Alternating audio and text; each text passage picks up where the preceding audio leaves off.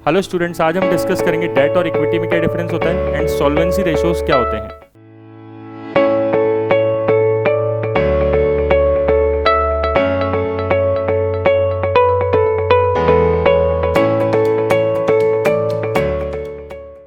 Hello students, very good morning. कैसे हैं आप लोग? स्टूडेंट, आज हम डिस्कस कर रहे हैं अपना आरएएस मेंस का अकाउंटिंग एंड ऑडिटिंग जो पार्ट है उसमें रेशो एनालिसिस चल रहा था। और हम लोगों ने लास्ट में पढ़ा था, जो हम लोग लास्ट में टॉपिक डिस्कस कर रहे थे, मैंने कहा था कि एक चर्चा होती है डेट और इक्विटी की। ठीक है, और ये चर्चा बहुत ही ज़्यादा इम्पॉर्टेंट है क्योंकि ये आपके कई जगहों पे एज इट इज़ काम में आ सकती है। ठीक है, ये भी पूछ सकते हैं एग्जाम में डायरेक्टली कि डेट और इक्विटी में क्या डिफरेंस होता है, और डेट और इक्विटी से रिलेटेड और भी क्वेश्चंस होते हैं, मैं आपको बताऊंगा। जैसे कैपिटल स्ट्रक्चर में ये काम में आता है। मतलब ये जो डिस्कशन है डेट और इक्विटी का, एक तो आपके अकाउंटिंग एंड ऑडिटिंग में तो काम आएगा ही, ये सीधा सीधा मैनेजमेंट में भी टॉपिक है कैपिटल स्ट्रक्चर। और तीसरा, इकोनॉमिक्स के अंदर भी आप जो शेयर मार्केट पढ़ते हैं उसके अंदर भी इसका जो कॉन्सेप्ट है वो काम में आता है, बहुत इंपॉर्टेंट रहता है। ठीक है, और ये आपके प्रैक्टिकल लाइफ में भी काम में आएगा, तो इसको थोड़ा ध्यान से समझना। थोड़ा समझने वाला है ये, मतलब रटने वाला नहीं है ये टॉपिक। तो डेट और इक्विटी में हम अपन फ़र्क जान रहे थे लास्ट क्लास में। ठीक है, तो क्या होता है कि वापस बता देता हूँ मैं डेट और इक्विटी में, कि डेट बेसिकली लोन होता है। ठीक है, तो जो कंपनी होती है जिनको पैसे की ज़रूरत होती है, तो वो क्या करती है कि लोन जब लेती है तो उसे क्या बोलते हैं? डेट बोलते हैं। ठीक है, और इक्विटी मतलब क्या होता है? जो मालिकों का पैसा होता है, मतलब ओनर्स फंड होते हैं। इक्विटी का एक और नाम होता है ओनर्स फंड। ठीक है, और डेट का मतलब क्या होता है? लोन लेना। ठीक है, और इक्विटी मतलब कि जो मालिकों का पैसा है, ओनर्स का पैसा है, ठीक है, वो होता है। अब ध्यान से, थोड़ा सा ना इंपॉर्टेंट चीज़ चल रही है। तो डेट और इक्विटी में क्या डिफरेंस होता है? सबसे पहले तो डिफरेंस होता है डेट और इक्विटी में कि कंपनी को जो लोन होता है, क्योंकि ये लोन है तो इसका टाइमली रीपेमेंट करना बहुत ज़रूरी है। ठीक है ना, मतलब इसको समय पे करना बहुत ही ज़्यादा ज़रूरी है। ठीक है, इसका टाइम फिक्स होता है। इक्विटी परपीचुइटी तक होती है, मतलब इसका कोई टाइम लिमिट नहीं होता। ठीक है, ये लाइफ टाइम के लिए होता है। मतलब अगर एक बार कंपनी के शेयरहोल्डर्स ने पैसा कंपनी को दे दिया तो कंपनी उन शेयरहोल्डर्स को कभी भी पैसा लौटाएगी नहीं। वापस बोलता हूँ कि एक बार अगर कंपनी ने शेयरहोल्डर्स को मतलब शेयरहोल्डर्स ने कंपनी को, एक बार अगर शेयरहोल्डर्स ने कंपनी को पैसा दे दिया तो कंपनी कभी भी शेयरहोल्डर्स को वापस पैसा लौटाएगी नहीं। ठीक है ना, तो ये क्या कहलाता है? इक्विटी कहलाता है। तो हमने डिस्कस किया था कि सर ऐसा कैसा हो सकता है। जैसे मैंने बताया था, जेडीए जो प्लॉट्स निकालता है, ठीक है, आप देखिए वो प्राइमरी मार्केट और सेकेंडरी मार्केट का कॉन्सेप्ट आप लगा सकते हो यहाँ पे, कि वो जब लोगों को डायरेक्टली अलॉट करता है जो प्लॉट्स होते हैं, एप्लीकेशन मंगाता है, पहले लोग एप्लीकेशन लगाते हैं, पैसा लगाते हैं उसके अंदर, और लॉटरी के थ्रू जो प्लॉट निकलता है जिसका, तो वो लोग जब उसको ले लेते हैं, ठीक है, और वो कभी भी जेडीए को वापस नहीं बेचते। ठीक है ना, वो प्लॉट्स वो बेचते हैं तो आपस में खरीदते बेचते हैं। ठीक है ना, आपस में या किसी भी मतलब पर्सन को बेच सकते हैं। ठीक है, पब मार्केट में सेल कर सकते हैं, बट जेडीए कभी भी नहीं खरीदता। इसी तरीके से शेयर मार्केट के अंदर होता है। ठीक है, तो कंपनी जब भी शेयर लेके आती है तो उसे पहली बार जब शेयर लेके आती है उसे बोलते हैं आईपीओ। ठीक है, और कंपनी कभी भी वो पैसा रिटर्न नहीं करती शेयर होल्डर्स को। ठीक है, सेकंड बात, टाइमली रीपेमेंट किसका? प्रिंसिपल की बात है ये ना। डेप्ट पे कंपनी को ब्याज देना पड़ता है, इंटरेस्ट देना पड़ता है। ठीक है, इक्विटी पे कंपनी को क्या देना पड़ता है? डिविडेंड देना पड़ता है। ब्याज और डिविडेंड के नेचर में डिफरेंस है, इंपॉर्टेंट चीज़ बता रहा हूँ, है ना। ब्याज और डिविडेंड के नेचर में डिफरेंस है। क्यों? क्योंकि ब्याज जो है वो देना ही पड़ेगा, कंपलसरी है, चाहे कंपनी के पास पैसे हैं या नहीं हैं। लेकिन dividend is not a compulsion, dividend कभी भी कंपल्सन नहीं होता। कंपनी डिविडेंड तभी देती है जब कंपनी के पास प्रॉफिट होता है, लॉस में कंपनी डिविडेंड पे नहीं करती है, हमेशा ध्यान रखना, लॉस में कंपनी डिविडेंड पे नहीं करती है। और क्या चीज़ है, इंटरेस्ट की रेट हमेशा क्या रहती है, फिक्स रहती है, पहले से ही पता रहता है कि 10% ब्याज देना है, 12% ब्याज देना है कंपनी को, है ना। लेकिन जो इक्विटी शेयर पे जो डिविडेंड की रेट होती है वो कभी भी फिक्स नहीं होती, और कंपनी के डिस्क्रिशन पे है कि कंपनी डिविडेंड दे या नहीं दे। मतलब ऐसा नहीं है कि प्रॉफिट होगा तो कंपनी को देना ही पड़ेगा डिविडेंड, तब भी ज़रूरी नहीं है। क्या बोल रहे हैं, वापस सुनो, कंपनी डिविडेंड लॉस में तो देगी ही नहीं, ये तो कंफर्म है, लॉस में तो डिविडेंड दिया ही नहीं जा सकता। लेकिन क्या प्रॉफिट में भी देना जरूरी है क्या, नहीं, प्रॉफिट में भी देना जरूरी नहीं है, कंपनी की मर्जी पे है। तो अब है ना, आपके माइंड में एक आउट ऑफ क्यूरियोसिटी क्वेश्चन आना चाहिए, ठीक है ना। एक बार आप मतलब ऐसे सोचो कि आप केवल पढ़ने के लिए, मतलब ये सब एग्ज़ाम के लिए नहीं कर रहे, लेकिन आप सोचो एक कंपनी के ओनर हो, ठीक है ना, या फिर आप कंपनी चला रहे हो, एमडी हो, कंपनी के डायरेक्टर हो। तो आपको बोला जाए कि कंपनी को 1000 करोड़ की आवश्यकता है, कंपनी को बहुत सारे प्रोजेक्ट में पैसा लगाना है और कंपनी को 1000 करोड़ की आवश्यकता है। तो आप बताओ कि कंपनी के अंदर आप पैसा कहाँ से लेके आओगे, थ्रू इक्विटी और थ्रू लोन या डेट। आप लोन लोगे, है ना, लोन मतलब डेट, आप डिवेंचर भी कह सकते हो उसको, ठीक है ना, एक ही बात है। तो आप डिवेंचर, इसे बोलते हैं डिवेंचर इशू करना, है ना, ठीक है। तो आप डेट लोगे या फिर इक्विटी पे जाओगे, बताओ कहाँ जाओगे। अब आपको लगता है यार ये चीज़ें, केवल इतना सा देखने के बाद मैंने आपको अभी तक जो बताया है, आपको लगेगा कि यार इक्विटी को वापस भी नहीं देना, इक्विटी पे डिविडेंड की रेट भी फिक्स नहीं है, डिविडेंड देना कंपलसरी भी नहीं है, तो ज़्यादा बेटर क्या है, इक्विटी है, तो we should go for equity. लेकिन देखो थोड़ा सा आपको ठहरना पड़ेगा, ठीक है ना, और भी थोड़ी बातें समझनी पड़ेगी इससे रिलेटेड। क्या, मैं आपको बताता हूँ इंपॉर्टेंट चीज़, ठीक है। थोड़ा सा ब्रॉड माइंड से अपन सोचेंगे। जो पता है आपको, जो कंपनी के शेयरहोल्डर्स होते हैं, ठीक है, जो कंपनी के शेयरहोल्डर्स होते हैं वो कंपनी में पैसा क्यों निवेश करेंगे, अगर उनको ये पता है कि डिविडेंड की रेट फिक्स नहीं है ना, डिविडेंड मिलेगा या नहीं मिलेगा ये भी नहीं पता, पैसे तो कंपनी लौटाएगी नहीं, ये तो कंफर्म है, तो वो क्यों निवेश करेंगे, ठीक है ना, किसी कंपनी में क्यों इक्विटी खरीदेंगे ना, इक्विटी शेयर खरीदना बोलते हैं इसको। भाई कंपनी तो शेयर क्या करेगी, 1000 करोड़ रुपए के हिस्से बांट देगी बहुत सारे, और लोगों को जो है वो पेपर दे देगी, सर्टिफिकेट दे देगी, लो भाई लो ये शेयर है आपका, और कंपनी लोगों से क्या ले लेगी, पैसे लेती जाएगी, ठीक है ना, हर शेयर होल्डर से क्या ले रही है, पैसे ले रही है। तो लेकिन लोग पैसे देंगे क्यों, इंपॉर्टेंट चीज़ है। लोगों को लगता है कि जो शेयर आज 10 रुपये का कंपनी से खरीद रहे हैं, सपोज एक शेयर की कीमत है 10 रुपये, ठीक है, 10 रुपये खरीद रहे हैं, वो शेयर कितने का हो जाएगा बाद में, 500 का हो जाएगा, 1000 का हो जाएगा, या फिर मतलब कुल मिला के वो शेयर की वैल्यू बढ़ जाएगी, ठीक है ना। तो वो शेयर की वैल्यू क्या हो जाएगी, इंक्रीज हो जाएगी। लोगों को ये लगता है, लोग इसलिए शेयर खरीदते हैं, लोग डिविडेंड की लालच में शेयर नहीं खरीदते, ठीक है, ध्यान रखना, कभी भी आप डिविडेंड की लालच में कोई शेयर नहीं खरीदता, हमेशा शेयर की वैल्यू बढ़ती है इसलिए शेयर खरीदते हैं। तो सर ये डेट की वैल्यू नहीं बढ़ती क्या, डेट की वैल्यू क्यों बढ़ेगी, देखो थोड़ा सा और अच्छे से समझना, डेट की वैल्यू कभी भी नहीं बढ़ती है, क्यों, क्योंकि डेट में सब चीज़ें पहले से फिक्स है।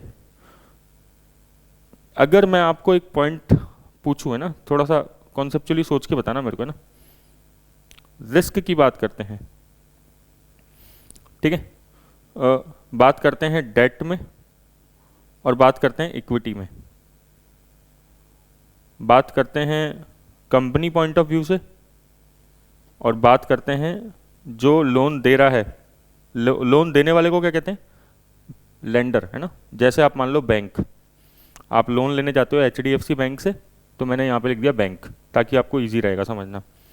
इक्विटी की बात करो कंपनी पॉइंट ऑफ व्यू से और इक्विटी की बात करो share holder point of view से।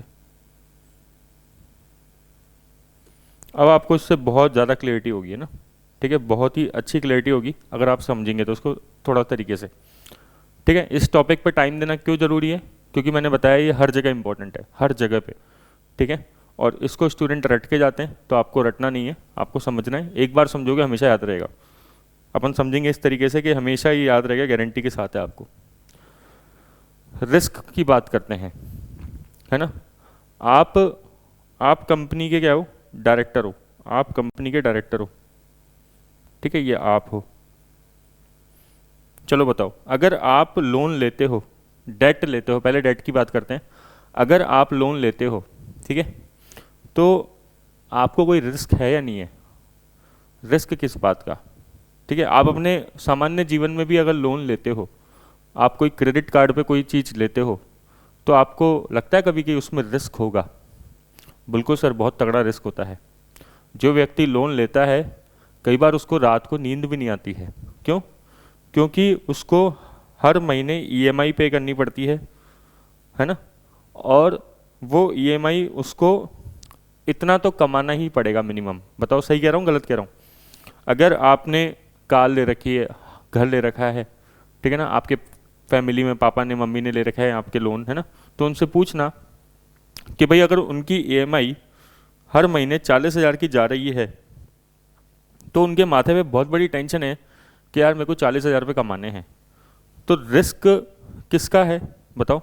रिस्क जो उधार लेने वाला होता है ना, उसका बहुत तगड़ा रिस्क होता है, ठीक है। जैसे कंपनी अगर लोन ले रही है, तो कंपनी को भी रिस्क होगा। और रिस्क पता है क्या है? कमाई गिरने का। कि अगर कमाई गिर गई, तो फिर हमारे पास जो ये जो किस्तें हैं उसको चुकाने के लिए पैसा कहाँ से आएगा? ये बहुत बड़ी सर पे टेंशन रहती है हमेशा। और आपको मैं एक चीज़ बताऊं, जो कंपनियां डूबती है ना, वो ज़्यादा लोन होने वाली जो कंपनियां होती है ना, वो डूबती है।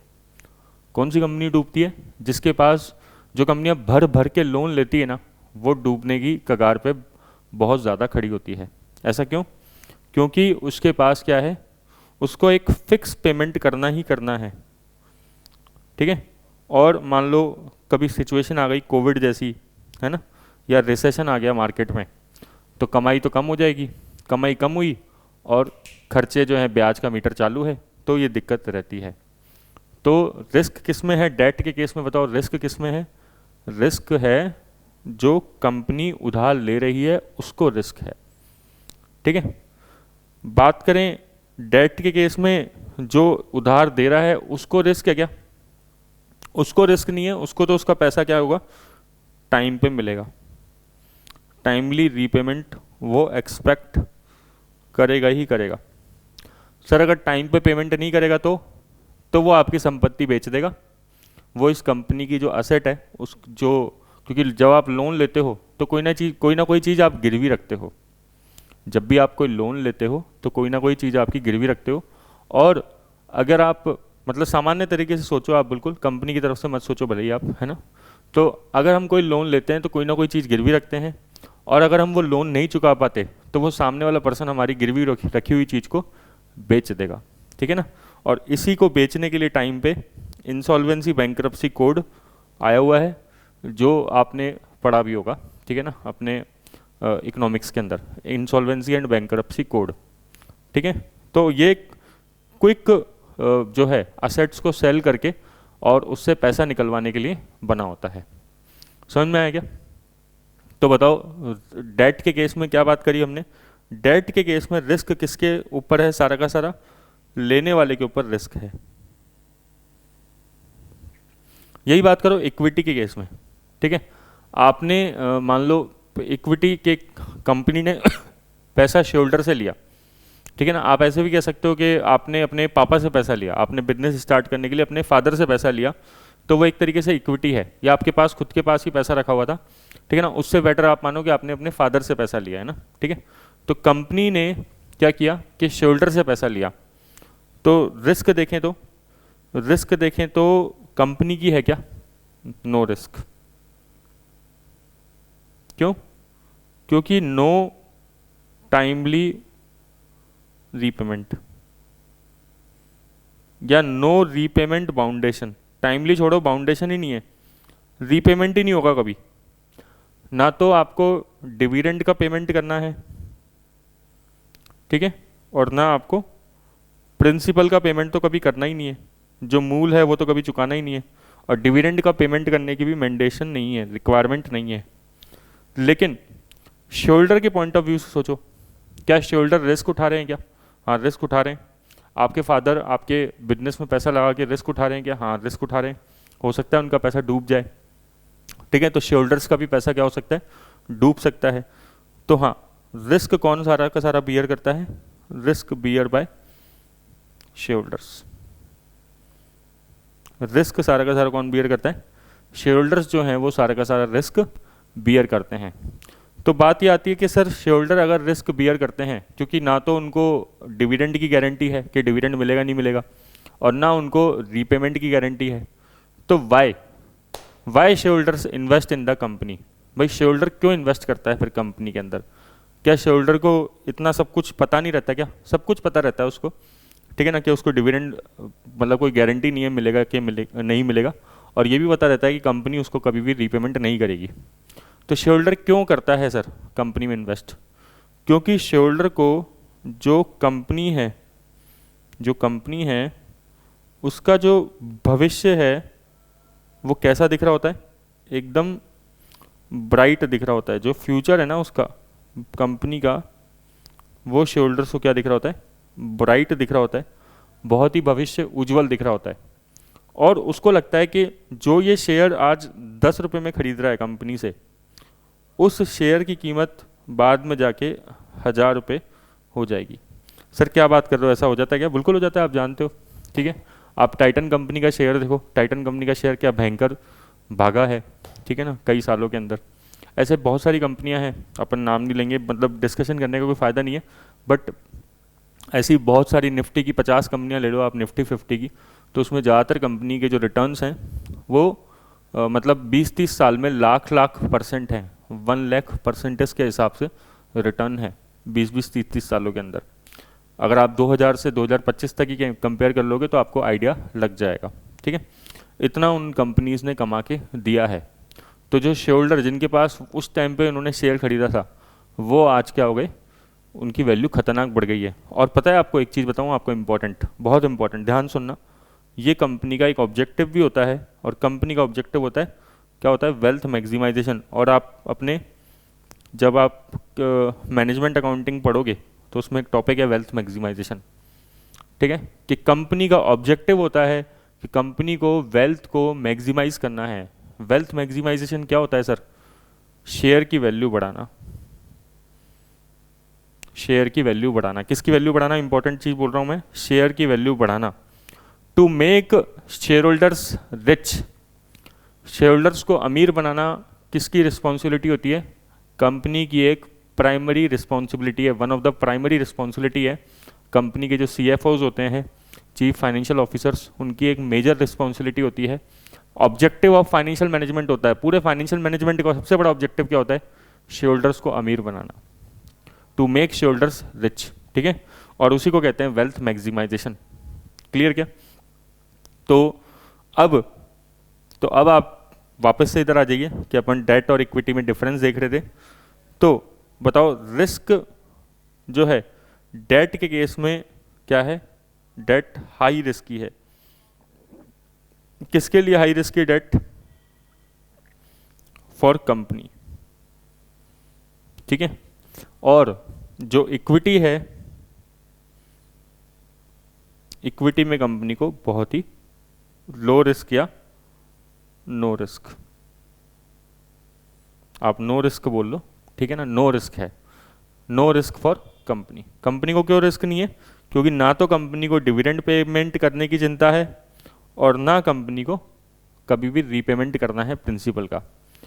तो सर मतलब मज़े ही मज़े हैं, फिर तो सोचने वाली बात ही नहीं है कि देखो आपने बताया कि कंपनी जो है परपीचुइटी तक इक्विटी शेयर जारी कर सकती है, डिविडेंड भी नहीं देना है टाइम पे, ठीक है ना, और लॉस होगा तो बिल्कुल नहीं करना है बात फिक्स, और नॉट फिक्स है, डिविडेंड की रेट भी फिक्स नहीं है, रेट नॉट फिक्स, ठीक है, देना है या नहीं देना वो भी डिपेंड करता है कंपनी पे, और कंपनी को कोई रिस्क भी नहीं है इक्विटी शेयर इशू करने पे।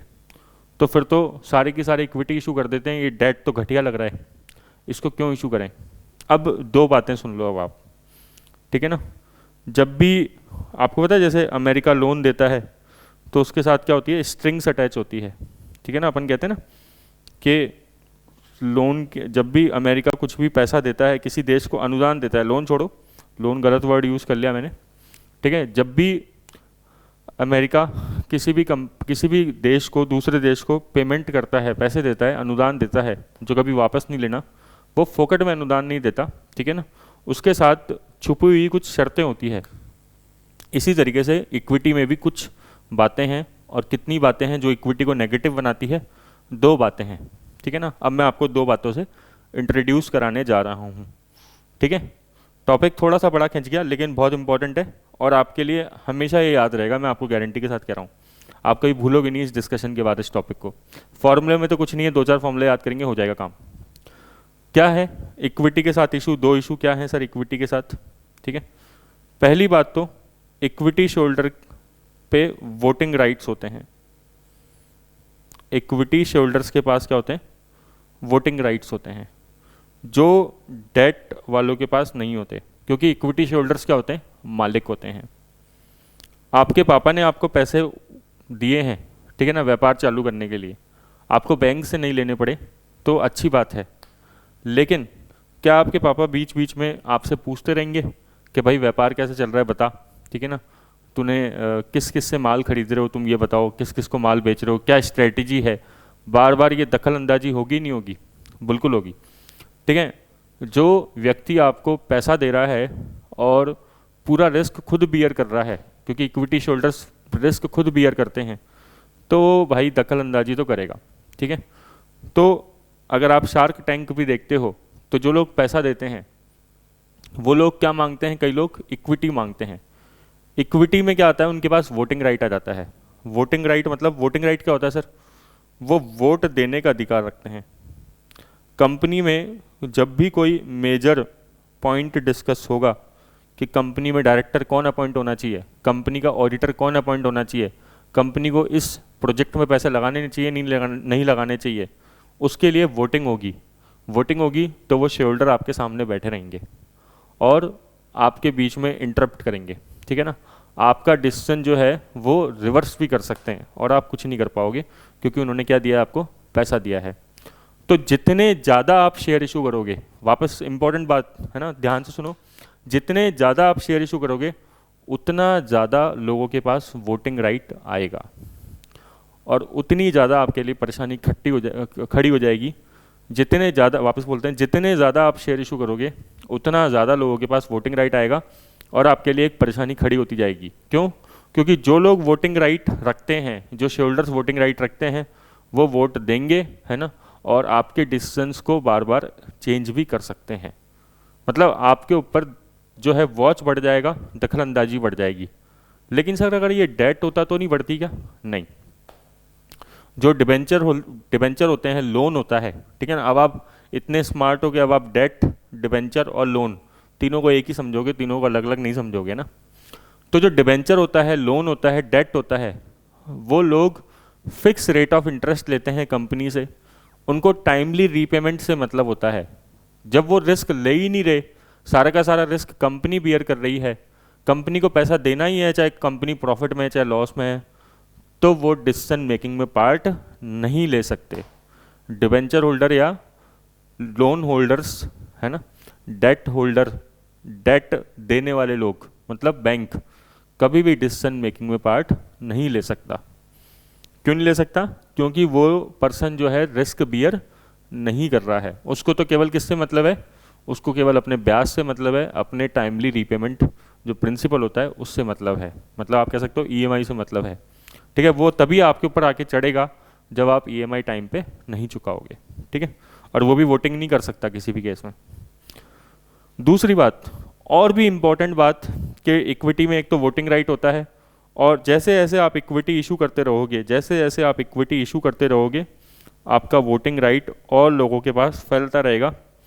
आपके ऊपर वॉच रखने वाले लोग ज़्यादा हो जाएंगे, ठीक है ना, क्योंकि अब आपने सबसे पैसा इक्विटी के नाम से उठा लिया है। सबको आपने सपने दिखाए हैं कि हमारे शेयर की वैल्यू बढ़ जाएगी, 10 रुपये का शेयर जो है वो 1000 रुपये पहुँच जाएगा। अपन राजस्थान के हैं, बीकाजी कंपनी का शेयर आया था, आपने देखा हो तो। बीकाजी का शेयर जैसे ही आईपीओ आया उसका, मतलब 1-2 साल पहले की बात है, तो आईपीओ आते ही उसकी शेयर की वैल्यू एकदम से बढ़ गई थी, है ना, ठीक है। मतलब जैसे ही वो आईपीओ रिलीज़ हुआ था, ठीक है, और जिनका वो आईपीओ निकला था, क्योंकि आपको पता है कि हर किसी को तो शेयर मिलते नहीं है, ठीक है ना, अलॉटमेंट पे आईपीओ में तो लेकिन जिनको मिले थे उनके शेयर उसी टाइम जो है शेयर की वैल्यू बहुत बढ़ गई थी, ठीक है। चलो नेक्स्ट पॉइंट डिस्कस करते हैं। एक और, इक्विटी में सबसे बड़ा डिसएडवांटेज क्या है? यही डिसएडवांटेज है कि सर उनकी एक्सपेक्टेशन हमसे बहुत ज़्यादा होती है। मतलब उनकी उम्मीद जो है ना, उम्मीद, ठीक है, ऐसे लिखते हैं कि हिंदी में उम्मीद को, तो उम्मीद बहुत ज़्यादा है उनकी, ठीक है। वो एक्सपेक्टेशन बहुत ज़्यादा रखते हैं कंपनी से। किस बात की एक्सपेक्टेशन रखते हैं? कि यार उनको ये लगता है कि शेयर की वैल्यू बढ़नी ही चाहिए, और जब शेयर की वैल्यू गिरती है, जब शेयर की वैल्यू धड़ाधड़ गिरती है ना, तब मार्केट में भूचाल आ जाता है। अभी आपने देखा इंडसइंड बैंक की शेयर की वैल्यू लगातार 1 साल से गिर रही है और लगभग 50% रह गई है। तो डर ऐसा लगा, ठीक है ना, कि आरबीआई को आके कहना पड़ा कि इंडसइंड बैंक पीछे से सुरक्षित है भाई, ठीक है ना, इसके ऊपर ऐसे कोई दिक्कत वाली बात नहीं है। क्योंकि जब शेयर उसके गिरे तो लोगों को लगा यार ये तो मतलब बैंक डूब रहा है, ठीक है। तो इसलिए क्या होता है कि सब चीज़ें फिर किस पे डिपेंड करती है कि शेयर की वैल्यू कैसी है। शेयर की वैल्यू अगर बढ़ रही है इसका मतलब कंपनी में सब कुछ अंदर ठीक चल रहा है, और शेयर की वैल्यू अगर घट रही है इसका मतलब कंपनी के अंदर क्या है, गड़बड़ चल रही है, कंपनी तो भाई जाने वाली है, बहुत ज़्यादा गिर रही है तो, ठीक है ना। तो क्या मतलब है बताओ कि शेयर होल्डर्स की एक्सपेक्टेशन बहुत ज़्यादा होती है, ठीक है, और वो चाहते हैं कि शेयर की वैल्यू धड़ाधड़ बढ़े। अगर मैं आपको एक चीज़ इंपॉर्टेंट चीज़ बताता हूँ, अगर कंपनी ने डिबेंचर होल्डर को, कंपनी ने लोन जो लिया, ध्यान से सुनना, कंपनी जो लोन लिया, कंपनी ने जो डिबेंचर इशू करे, अगर कंपनी सपोज उस पर 8% ब्याज रेट पे कर रही है, तो आपको पता है ये जो शेयर होल्डर होते हैं इनकी उम्मीद कितनी होगी कि यार हमें तो 15% रिटर्न मिलना चाहिए कम से कम। एक एग्जांपल दे रहा हूँ मैं आपको, मतलब 8% से तो बहुत ज़्यादा मिलना चाहिए। क्यों? क्योंकि भाई शेयर होल्डर खुद रिस्क उठा रहे हैं। जो व्यक्ति खुद रिस्क उठाता है उसकी एक्सपेक्टेशन जो है वो बढ़ जाती है। एक्सपेक्टेशन क्यों बढ़ रही है इसकी? क्योंकि शेयर होल्डर क्या कर रहे हैं, रिस्क उठा रहे हैं, ठीक है ना। तो बताओ दो सबसे बड़े इशू क्या है शेयर्स के केस में, कि वोटिंग राइट क्या होता है, डाइल्यूट हो जाता है। जितने शेयर आप इशू करोगे उतना आपके ऊपर कंट्रोल जो है ना कंपनी के ऊपर, वो लोग बढ़ जाएंगे, ठीक है ना, और उस सर पे चढ़ जाएंगी कंपनी के सारे। और दूसरी बात, शेयर होल्डर की जो नेचुरल एक्सपेक्टेशन है वो कंपनी से हमेशा ज़्यादा होती है। वो चाहते हैं कि अगर आप डिबेंचर होल्डर को 10% ब्याज दे रहे हैं सपोज, तो हमें 15%, 20% आप हमें कम से कम रिटर्न दें। और रिटर्न किस फॉर्म में दें? शेयर की वैल्यू बढ़ जाए या डिविडेंड दो, ठीक है ना। लेकिन वो कंपलसरी नहीं होता है, भले ही कंपलसरी नहीं होता है, लेकिन ये चीज़ इम्प्लाइड होती है। क्योंकि शेयर होल्डर क्यों दे रहा है पैसे कंपनी के अंदर, समझ में आया? कभी भी ध्यान रखना, शेयर होल्डर्स जो है ना शेयर मार्केट के अंदर, जो अच्छा शेयर होल्डर होगा उसको डिविडेंड की मतलब बिल्कुल लालच नहीं होगा डिविडेंड का। और वो तो केवल एक चीज़ चाहता है कंपनी से कि कंपनी उसको क्या दे, कंपनी उसकी शेयर की वैल्यू बढ़ाए, ठीक है। बात समझ में आ गई? तो डेट और इक्विटी में फ़र्क आ गया। एक और फ़र्क होता है लास्ट, कि जो कंपनी डेट पे ब्याज देती है ना वो एक खर्चा होता है, तो कंपनी को उसका टैक्स बेनिफिट मिल जाता है। इंपॉर्टेंट पॉइंट है। लेकिन जो कंपनी अगर इक्विटी शेयर पे कभी भी अगर डिविडेंड देगी ना, तो कंपनी को कोई टैक्स बेनिफिट नहीं मिलेगा, नो टैक्स बेनिफिट। क्या बोला बताओ? कंपनी अगर डिबेंचर पे, लोन पे, है ना, डेट पे ब्याज पे करेगी, तो कंपनी को उस ब्याज का जो खर्चा है उसकी इनकम टैक्स में छूट मिल जाती है। और इक्विटी शेयर होल्डर्स पे अगर कंपनी डिविडेंड पे करती है तो उस पर कोई छूट नहीं मिलती। सोचो ऐसा क्यों होता है? क्योंकि इनकम टैक्स डिपार्टमेंट बोलता है कि भाई ये तो कंपनी ओनर को ही पैसा दे रही है ना, ये कंपनी जो डिविडेंड पे कर रही है, अगर पे कर रही है तो ये तो ओनर को ही लौटा रही है, ठीक है ना, ओनर के पास ही तो जा रहा है, मालिक के पास। तो इनकम टैक्स डिपार्टमेंट बोलता है कुछ खर्चे की डिडक्शन नहीं मिलेगी, ठीक है। तो इसलिए इक्विटी शेयर्स में कुछ नुकसान वाले पॉइंट्स भी हैं। तो बताओ इक्विटी शेयर में क्या क्या नुकसान वाले पॉइंट हो गए। कि सबसे पहले तो बताया था मैंने आपको कि कंट्रोल जो है, मतलब कंपनी का एक तरीके से बोलते हैं कंट्रोल डाइल्यूट होना, ठीक है ना, जो प्रॉपर लैंग्वेज होती है उस जो ये वर्ड था, ठीक है ना, वोटिंग राइट्स कंपनी के बहुत सारे लोगों के पास फैलना, इसे क्या बोलते हैं कि कंपनी का जो कंट्रोल है वो डाइल्यूट हो रहा है लगातार, ठीक है। टेक्निकल शब्द ये होता है। क्यों? क्योंकि बहुत सारे शेयर होल्डर्स के पास अब कंपनी का कंट्रोल जा रहा है, कंपनी ऐसे फोकट में शेयर इशू करती जा रही है, हर किसी को शेयर दे रही है। फोकट में मतलब कि कंपनी हर किसी को शेयर बांटे जा रही है, ठीक है, और पैसे लेती जा रही है। तो अब कंपनी को जो पहले 100 लोग कंट्रोल करते थे अब वो 1000 लोग कंट्रोल करते हैं, है ना, या 5000 लोग कंट्रोल करते हैं। जैसे जैसे शेयर्स की मात्रा बढ़ती जाएगी वैसे वैसे लोगों के पास कंट्रोल हर किसी के पास आता रहेगा। और दूसरी बात, जो शेयर होल्डर्स होते हैं उनकी एक्सपेक्टेशन हमेशा ज़्यादा होती है, तो वो रिटर्न कंपनी से क्या चाहते हैं, ज़्यादा चाहते हैं। They want return more from the company, ठीक है, ये इंपॉर्टेंट चीज़ है। और तीसरी दिक्कत क्या है शेयर्स में, कि कंपनी जब डिविडेंड पे करती है शेयर्स पे, तो उस डिविडेंड का टैक्स बेनिफिट भी नहीं मिलता है। आप टैक्स बेनिफिट को ऐसे समझ सकते हो, आपको बहुत छोटा पॉइंट लग रहा होगा, ठीक है ना, लेकिन मैं आपको बताऊं कि अगर आपकी इनकम साल की 1 लाख रुपए है, सपोज एक एग्जांपल ले रहे हैं, ठीक है ना, आपकी इनकम अगर 1 लाख रुपए है और आपने मान लो अपने साल भर में 1000 रुपये कपड़ों पे खर्च करे, ठीक है, तो इनकम टैक्स डिपार्टमेंट क्या बोलता है, हम तो 1 लाख रुपए पे टैक्स लेंगे, ये कपड़ों पे खर्च करे, ये तो आपने पर्सनल खर्चा किया, हम नहीं मानेंगे इसको खर्चा, ठीक है। लाओ 1 लाख रुपए पे सपोज 30% टैक्स दे दो, 30,000 रुपये टैक्स दे दो, ठीक है ना, सपोज 30% की टैक्स रेट है, ठीक है, एक एग्जाम्पल ले रहे हैं, ठीक है ना, बिल्कुल सिंपल एग्जाम्पल ले रहे हैं।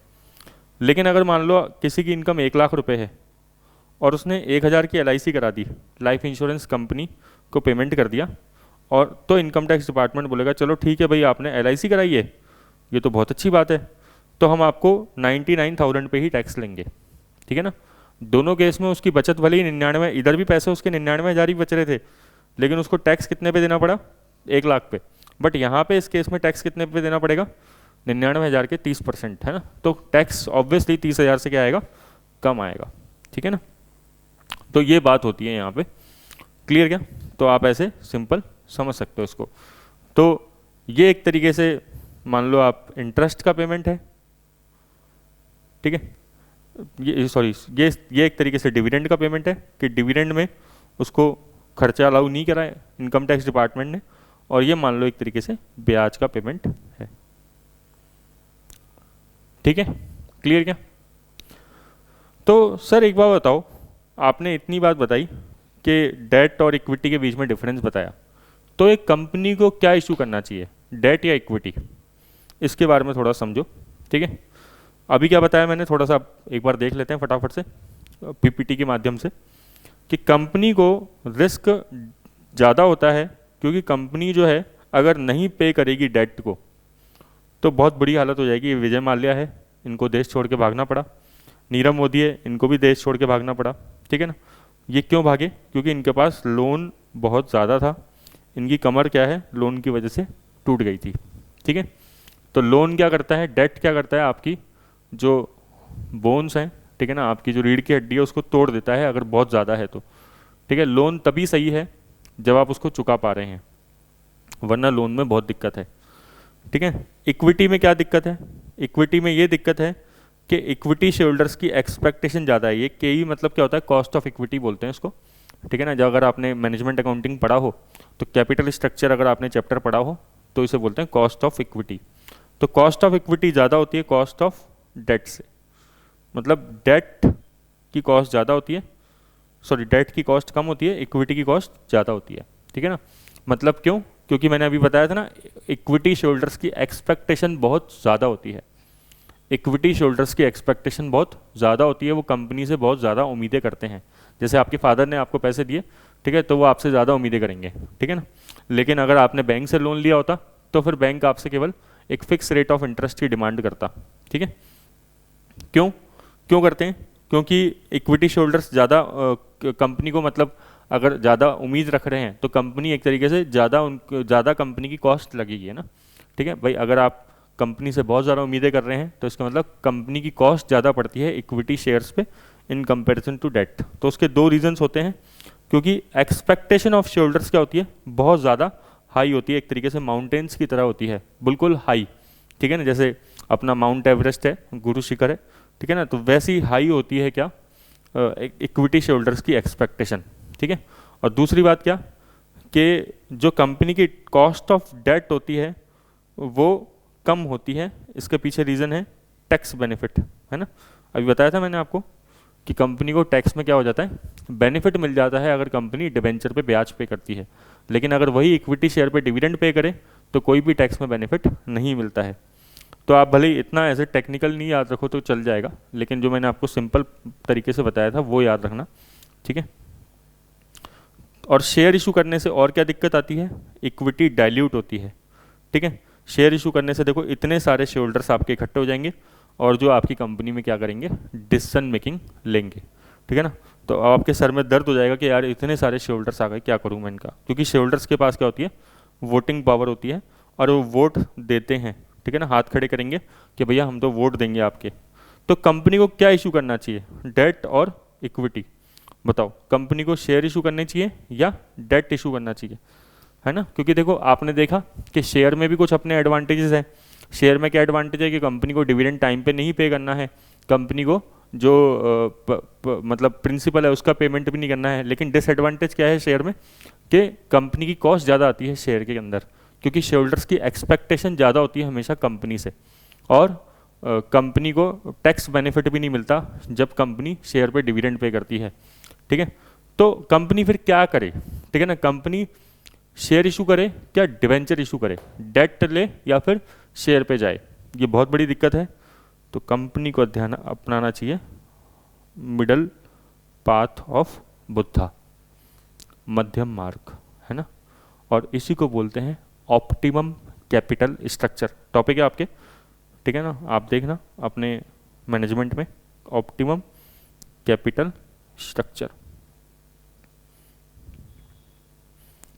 कंपनी को क्या करना चाहिए, ऑप्टिमम कैपिटल स्ट्रक्चर पे जाना चाहिए और एक डेट और इक्विटी का बढ़िया सा कॉम्बिनेशन बना के, डेट और इक्विटी का बढ़िया सा कॉम्बिनेशन बना के पैसे उगाने चाहिए लोगों से। मतलब ऐसा भी नहीं कि कंपनी को पूरी इक्विटी रखनी चाहिए और ऐसा भी नहीं कि कंपनी को पूरा डेट रखना चाहिए। पूरा डेट रखा तो मर जाएगी कंपनी, जैसे ही अगर कंपनी के प्रॉफिट डाउन हुए तो विजय माल्या जैसी हालत हो जाएगी, ठीक है। और पूरी इक्विटी इशू कर दी तो कंपनी की कॉस्ट बहुत ज़्यादा आएगी, क्योंकि शेयर होल्डर्स की एक्सपेक्टेशन क्या होती है, बहुत ज़्यादा हाई होती है। तो इसलिए एक टर्म आता है, कंपनी को क्या रखना चाहिए, ऑप्टिमम कैपिटल स्ट्रक्चर, डेट और इक्विटी का एक संतुलन बिठाना चाहिए। समझ में आ गया क्या, डेट और इक्विटी का संतुलन बिठाना चाहिए, क्योंकि डेट हमेशा ध्यान रखना बहुत ज़्यादा रिस्की होते हैं। डेट के साथ सबसे बड़ी प्रॉब्लम क्या है, that is very much risky, ठीक है ना। किसके लिए, कंपनी के लिए। अगर कंपनी की आमदनी घटी, कंपनी की इनकम घटी, तो बस फिर डेट तबाही मचा देंगे, ठीक है ना। जैसे लेमन ब्रदर्स, ठीक है, यूएस में डूबा था, ठीक है ना, आपने देखा, जो लोन्स की वजह से था ये सब, है ना, बबल था एक पूरा का पूरा, तो उसकी वजह से पूरा फाइनेंशियल क्राइसिस आया, तो उसके पीछे लोन रीज़न था, ठीक है। तो मतलब बहुत बड़े बड़े डिजास्टर होते हैं किसकी वजह से, डेट की वजह से, बहुत बड़े बड़े डिजास्टर, है ना। ये अनिल अंबानी कंपनी है, ठीक है, अनिल अंबानी कंपनी देखो, एक ILFS कंपनी थी, infrastructure leasing and financial services, के ऊपर भी बहुत सारा डेट था। तो डेट बहुत ज़्यादा रिस्की होता है, ठीक है ना। आपने देखा होगा कि कई लोग अपना घर बेच देते हैं क्योंकि उनके पास सर पे बहुत सारी किस्तें होती हैं, ठीक है, और उनको रातों को नींद नहीं आ पाती। तो डेट के साथ ये बहुत बड़ी दिक्कत है। और उसके साथ दिक्कत दूसरी और चालू हो जाती है, बैंकों के लिए NPA इकट्ठे हो जाना चालू हो जाते हैं, क्योंकि बैंक जब लोन देते हैं लोगों को, है ना, कंपनीज को लोन देते हैं, और जैसे मान लो ये रिलायंस को लोन दिया, अनिल अंबानी को लोन दिया, और रिलायंस अगर ये लोन रीपे नहीं कर पा रही, तो फिर बैंकों को क्या है, NPA का सामना करना पड़ेगा। बैंकों के अंदर नॉन परफॉर्मिंग एसेट्स बढ़ जाएंगे, ठीक है ना, और ये इकोनॉमी के लिए बहुत घातक है, ठीक है, आपने पढ़ा होगा इसके बारे में। तो अब हम रेशोज बिल्कुल छोटे छोटे हैं, और ये देखो केवल 5 रेशो हैं, और आपको फटाफट समझ में आ जाएंगे ये कहानी कहने के बाद। पहला रेशो है डेट इक्विटी रेशो। अच्छा, ये पढ़ कौन से रेशो रहे हैं अपन? अब अपन पढ़ रहे हैं सॉल्वेंसी रेशो, ठीक है ना। अपन कौन से रेशोज पे आ गए? सॉल्वेंसी रेशो पे। आपको याद है 5 तरह के रेशो थे, मैंने आपको स्टार्टिंग में बताया था, देखो। लिक्विडिटी रेशो पढ़ लिया था, current ratio, quick ratio. Turnover ratio जैसे stock turnover ratio, debtor turnover ratio, creditor turnover ratio पढ़ लिए थे, ठीक है। Profitability ratio, gross profit ratio, operating ratio, operating profit ratio, net profit ratio, ये सारे थे, ठीक है। मार्केट रेशो बच रहा है, सॉल्वेंसी रेशो बच रहा है। तो पहले अपन ने कौन सा डिस्कस किया? Solvency ratio. फिर अपन डिस्कस कर लेंगे लास्ट में क्या? Market ratio. तो सॉल्वेंसी रेशो बहुत सिंपल है, बस क्या था, एक कॉन्सेप्ट थोड़ा सा मेरे को समझाना था आपको, वो थोड़ा था ट्रिकी था, बट अगर आपने इसको ढंग से देख लिया तो आपके लिए बहुत बढ़िया रहेगा, ठीक है। चलो, तो डेट इक्विटी रेशो। अब देखो ये फॉर्मूला अपने आप ही बोल रहे हैं कि डेट टू इक्विटी रेशो। एक अकाउंट्स में रूल होता है, जब भी कोई फॉर्मूले के अंदर 2 आ जाए तो बाद में क्या आ जाएगा? वो 2 जो है, 2 के बाद वाली जो चीज़ है वो डिनोमिनेटर में चली जाएगी, और 2 से जो पहले वाली चीज़ है वो ऊपर चली जाएगी। बीच में अगर 2 आ जाए तो 2 के बाद वाली जो चीज़ है, लेटर वाली चीज़ है, वो नीचे चली जाएगी, और 2 से ऊपर वाली चीज़ है जो ऊपर आ जाएगी, ठीक है ना, पहले वाली जो चीज़ है। तो डेट इक्विटी रेशो का फॉर्मूला क्या बन जाएगा? Debt upon equity. सर ये डेट अपॉन इक्विटी मतलब चेक कर लो कंपनी में लोन कितना है और शेयर्स कितने हैं।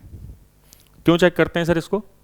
इसलिए चेक करते हैं कि कंपनी जो है वो सही तरीके से उसका कैपिटल स्ट्रक्चर डिज़ाइन है या नहीं है। अभी बताया, अगर डेट ज़्यादा होगा, अगर डेट ज़्यादा होगा ना तो कंपनी रिस्की है, ठीक है ना। किसी भी अच्छी कंपनी के अंदर, अगर किसी भी कंपनी के अंदर डेट बहुत ज़्यादा है ना, उसको अच्छा नहीं माना जाता, चाहे वो अडानी है, चाहे कोई सी भी कंपनी है। और जिसके अंदर डेट कम होता है उस कंपनी को हमेशा अच्छा माना जाता है। क्यों? क्योंकि डेट बहुत ज़्यादा रिस्की है, बहुत ज़्यादा रिस्की है। क्लियर क्या? इसलिए तो चेक करते हैं कि भाई डेट अपॉन इक्विटी करके। सॉल्वेंसी मतलब क्या होता है? जैसे अपन ने पहले पढ़ा था लिक्विडिटी, एक सॉल्वेंसी के बारे में बताया था कि भाई कंपनी की लॉन्ग टर्म फाइनेंशियल पोजीशन कैसी है, वो क्या कहलाती है? सॉल्वेंसी। कि कंपनी के पास फ्यूचर में कोई दिक्कत आ जाए, कभी कमाई गिर जाए, तो फिर कंपनी जो है वो डेट अगर ज़्यादा होंगे तो फिर मरेगी, ठीक है। ऐसा ही होता है ना, अगर मान लो अपनी 50,000 की महीने की किस्त चल रही है और अपन अच्छा खासा कमा रहे हैं अभी, 1 लाख 1.5 लाख रुपए महीना, लेकिन एक दिन क्या हुआ कि भाई अपनी इनकम किसी भी वजह से कम हो गई, जॉब चली गई, मान लो कुछ भी हुआ, बिजनेस नहीं चला, तो इनकम कम हो गई, तो ये 50,000 की किस्त क्या है, ये तो चलती रहेगी, तो ये आपको डुबो देगी, ठीक है ना। तो हमेशा चेक करा जाता है कि आदमी के सर पे लोन कितना है, ठीक है। क्लियर क्या? तो ये है debt to capital employed ratio. बहुत इंपॉर्टेंट है और बहुत सिंपल है, ध्यान सुनना। कैपिटल एम्प्लॉयड मतलब क्या होता है? Debt plus equity. अब आपको बहुत आसानी से समझ में आएगा, इसे कहते हैं कैपिटल एम्प्लॉयड। बहुत इंपॉर्टेंट शब्द है, ध्यान रखना, डायरेक्टली 2 मार्क्स में पूछ सकते हैं what do you mean by capital employed. तो आपको क्या बताना है कि डेट प्लस इक्विटी होता है कैपिटल एम्प्लॉयड। कैपिटल एम्प्लॉयड मतलब long term funds in business. भाई आपने जो पैसा लिया लोगों से वो 2 नाम से लिया, या तो डेट नाम से लिया या इक्विटी नाम से लिया, और जो टोटल पैसा लिया आपने लोगों से उसे क्या बोलते हैं? कैपिटल एम्प्लॉयड बोलते हैं। आपने 100 रुपये लोगों से लोन लिया और 200 रुपये इक्विटी लिया, तो टोटल कितना लिया? 300 रुपये रेस किया। इसको फॉर्मूले में रखें तो 100 अपॉन 300 मतलब 1/3। सर इसका क्या मतलब है? इसका मतलब ये है कि आप हर 3 रुपये में से 1 रुपये उधार ले रहे हो। क्या बोला? इसका क्या मतलब है? आप हर 3 रुपये में से 1 रुपये उधार लेते हो। क्यों जानना चाहते हैं सर? अगेन वही, डेट रिस्की है, बस ये जानना चाहते हैं। तो अलग अलग तरीके से जान रहे हैं। उधर क्या किया? डेट अपॉन इक्विटी कर दिया, इधर क्या किया? डेट अपॉन टोटल कर दिया। सिंपल है, कुछ नहीं है, ठीक है। और अगर एग्जाम में आ जाएगा तो आप वैसे ही कर दोगे, डेट अपॉन कैपिटल एम्प्लॉयड, बस आप कैपिटल एम्प्लॉयड का मतलब याद रखना, याद रखोगे। कैपिटल एम्प्लॉयड मतलब क्या होता है, debt plus equity is equal to capital employed. हम इसके ऊपर बहुत लंबा डिस्कशन भी कर सकते हैं, क्योंकि हम लोग तो ये चीज़ें मतलब बहुत डेप्थ में पढ़ते हैं, और भी ज़्यादा डेप्थ में, लेकिन इतना डिस्कशन बहुत है, ठीक है।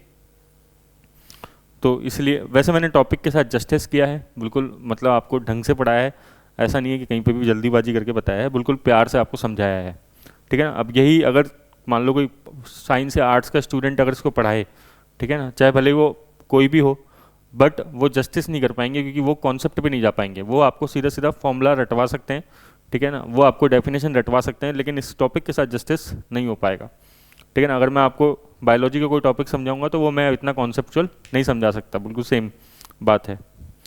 प्रोप्राइटरी रेशो पूछा हुआ है एक बार एग्जाम में, तो आपको फॉर्मूला याद रखना है, क्योंकि प्रोप्राइटरी रेशो एक ऐसा फॉर्मूला है जो देख के समझ में नहीं आता, ठीक है ना, लेकिन है बिल्कुल सिंपल, आप ऐसे ही समझ जाओगे। Shareholders fund upon capital employed. अच्छा सर ये क्या मजाक चल रहा है, देखो कैपिटल एम्प्लॉयड नीचे वहाँ पे 300 रुपये थे जैसे ना, तो उधर वाले फॉर्मूले में डेट अपॉन कैपिटल एम्प्लॉयड कर दिया, मतलब 100/300 कर दिया। इधर वाले में बोल रहा है, एक सेकेंड, इधर वाले में बोल रहा है shareholder fund upon capital employed, मतलब 100 रुपये अगर लोन है और 200 रुपये अगर इक्विटी है, तो टोटल कितना था, 300। तो यहाँ पे बोल रहा है कान दूसरे तरीके से पकड़ो, है ना, 200/300। पता है प्रोप्राइटरी रेशो मतलब क्या होता है? प्रोप्राइटरी मतलब खुद का पैसा कितना है, प्रोप्राइटरी मतलब खुद का पैसा कितना है। खुद का पैसा मतलब कंपनी में खुद का पैसा कोई नहीं लगाता, शेयरहोल्डर का पैसा होता है, ठीक है ना। तो शेयरहोल्डर्स का पैसा कितना है वो प्रोप्राइटरी रेशो बताता है। अगेन प्रोप्राइटरी रेशो मतलब शेयरहोल्डर्स का पैसा कितना है। पीछे वाले में क्या था, उधार का पैसा कितना था, है ना, डेट को उधार बोलते हैं, ध्यान रखना। यहाँ पे शेयरहोल्डर का पैसा कितना है अपॉन टोटल आपने कितना ले रखा है पैसा मार्केट से, है ना, सब मिला के, तो 200/300, ठीक है। तो सिंपल है। यहाँ पे total asset to debt ratio, अब अगर मैं आपको बोलूँ कि इसका फॉर्मूला लिख दो, तो आप लिख सकते हो क्या? बिल्कुल लिख सकते हैं, टोटल असेट्स अपॉन डेट, बस यही फॉर्मूला है, टोटल असेट्स अपॉन डेट, ठीक है। Interest coverage ratio very very important, इस पे क्वेश्चन आ सकता है। इसका फॉर्मूला क्या है, पहले इसका मतलब समझ लो, ठीक है, या नेक्स्ट क्लास में बता दूं, क्योंकि मेरे को 5-7 मिनट लग जाएंगे इसको समझाने में, और मेरे हिसाब से आप ऑलरेडी थक गए होंगे, इतना मैंने भारी टॉपिक पढ़ा दिया आपको ना। तो नेक्स्ट क्लास में समझते हैं इंटरेस्ट कवरेज रेशो, इंपॉर्टेंट है, ठीक है। आप इतना रिवाइज करिए, और अगर आपको नोट्स चाहिए ये सारे के सारे, तो मैंने कई स्टूडेंट्स को दिए भी हैं, मैं अगेन आपको नंबर शेयर कर देता हूँ, आप चाहो मेरे को व्हाट्सअप कर देना, मैं आपको ये नोट्स दे दूंगा। 9636621207 है ना, रोहित सिंगल नाम है मेरा, ठीक है ना। आप मेरे को व्हाट्सअप कर दो तो मैं आपको ये नोट्स दे दूंगा, कोई चार्जेस नहीं है, ठीक है। Thank you so much.